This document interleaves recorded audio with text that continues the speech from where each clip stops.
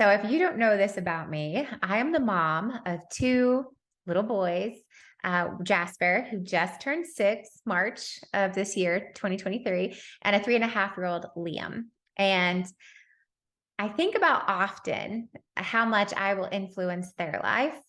But what I think about even more often is how much they are influencing my life. And as a parent, I hope that I I share wisdom into their life. I hope I guide them in good areas. I hope that I'm a positive influence and role model. I hope that I lead them in a way that would be reflective of a Christ-led, Christ-filled life where they don't measure success by things or influence, but they measure not sex, success. Success. I can't talk now. Not sex. Delete. But they measure success by their closeness with God. Like that's what I hope. But it wasn't a, I wasn't aware to this. It didn't dawn on me that as a parent, I would more likely be more influenced by my kids than I even influenced them. At least that's where I am at this point in my parenthood journey. They're still little, they're 3.5 and just 6. But I thought I would share 3 lessons that will forever change me. 3 ways that my kids have actually influenced me. 3 things that my kids have taught me about life that are really helpful. So, number 1 is I don't have to be the one to do it all. I remember my husband Rory was traveling for work, and this was maybe even a year ago. So Jasper was 5, barely 5, and I was home alone. And I don't know why it was a hectic week, but I just remember it was a hectic week. And although we have a lot of help and a full-time nanny, it was just a hectic week. I think it was like they had t-ball practice and music practice, and they have school, and I have a lot of work. And it was just one of those days. And it's like I'm trying to cook and clean and get ready for Rory to come home. And it was just busy. And I remember looking at Jasper specifically because he was older. Liam was about 2.5, so he wasn't doing much. And just like, I need help. And I'm doing this and I'm doing this. And all they wanted to do is sit down and play. And I was like, I want to play. Don't you think mommy wants to play? But I have to cook and I have to clean up the dishes and I have to get bath time ready and I have to do this and this. And I was just going through this long list, probably more justifying myself of why can't I sit down and play with my kids than I was trying to convince him. And he just looks at me so sincerely and says, Mom, you don't have to be the one to do it all by yourself. I just remember I sat down what I was doing. I got down on my knees and I said, What did you say? And he said, You don't have to do it all by yourself, Mom. I can help you. And then it dawned on me. One of the limiting beliefs in my life is that I think I have to be the one. I get so much worthiness, feelings of self-worth from my productivity, from what I do, that I often cannot even accept help when it's offered. I'm like, no, I got this. I got this. And even though we have tons of help, I'm like, no, I'll just do it later. No, I have this. And it's because somewhere deep down, I derive a lot of my worthiness from my productivity, from what I do. And it was in that moment where, like, my child, my 5-year-old, barely 5-year-old, was like, Mom, you don't have to do it all by yourself. And it was a year ago, and I still remember it like it was yesterday of going, no, I don't. You're right. But why do I think that I do? And it was a really powerful moment of going, as a mom, as an entrepreneur, as a wife, as a friend, as a CEO of a growing company, I can't do it all on my own because I don't, and I can't. And so if I'm not willing to receive the help, ask for the help, at some point I'm going to burn myself out. So I don't have to do it all by myself because I can't. That's the first thing. And kind of leads me to the second one, which I think is equally as important, which very similar to other wise lessons that I have learned from my 2 little humans is, one, I don't have to do it all by myself. But the second one is people, my kids specifically, will do much more of what I do than what I say. In fact, I learned this in a leadership class or a book or a class seminar or something years ago, decades ago, maybe now, which is as a leader, you have to realize that your team will do half of what you do right and twice of what you do wrong. And that was a lesson that I had been taught that I often agree with years ago. Like I said, maybe decades ago.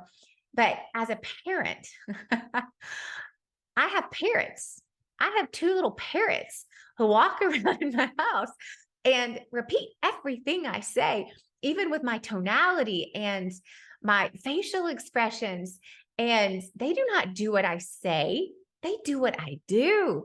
And it is like rocking my world of going, oh, that's what they meant all those years ago in this leadership class, that people will do half of what you do right and they will do twice of what you do wrong. And in this case, people don't do what you say, what you tell them to do.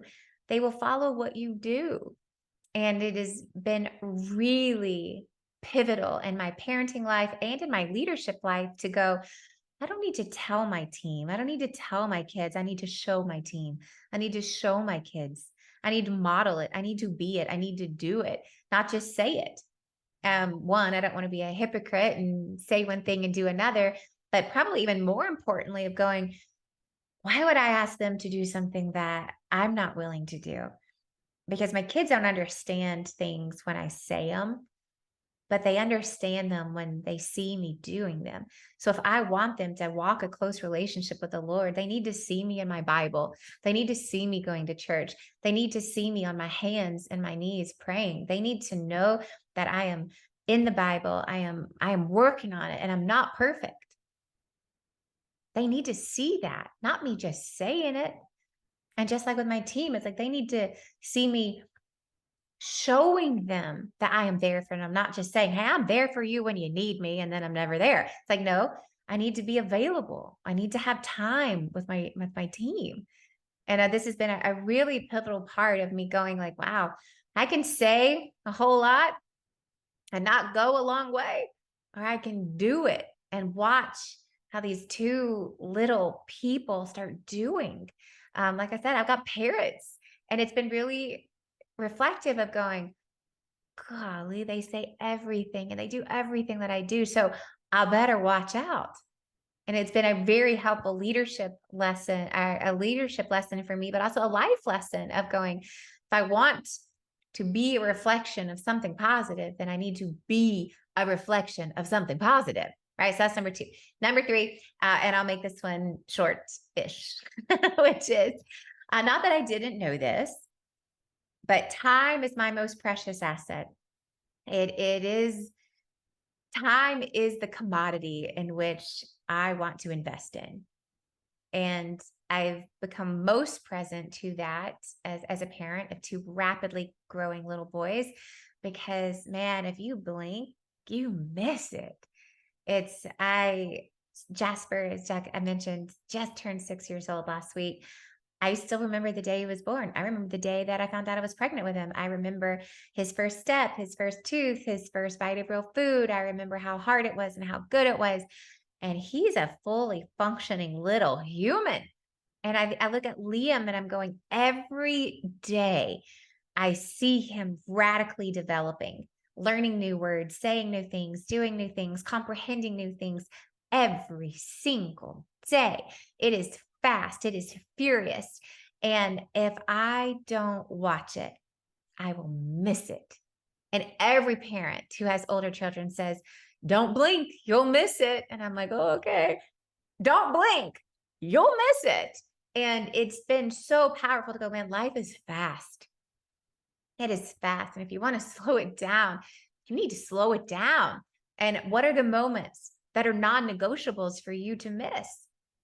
And I think that was really the big takeaway in this. It's like, as a parent, as a human, as a wife, as a friend, as a leader, I need to declare, put it out into this world. Like, these are the moments that are non-negotiable for me. I refuse to miss them, because time, I ain't getting it back.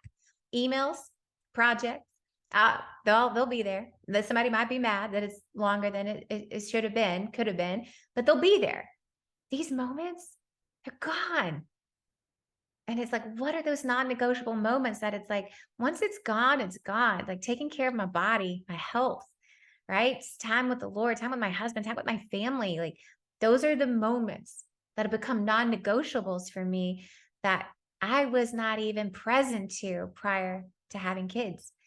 And so for these three reasons, and for so many more that I'm not listing here, it's like I am changed for a better person because of my kids. Not just because I'm a parent, but because my kids are teaching me things and showing me things of where I needed to adjust, of where I needed to improve. And that is a blessing. That is a gift. And I'm so grateful for it as a parent and as a human. And so I hope that you take these three things, regardless of what your life stage is, and go, man, what are the moments that are non negotiables for me? Right? What are the limiting beliefs that you allow to creep into your life? And how do you put a clamp down on those? And then remembering that people will do more of what you do than remember what you say. So those are the three things. Those are the three takeaways of how my life is forever changed because of my two tiny humans. We'll see you next time.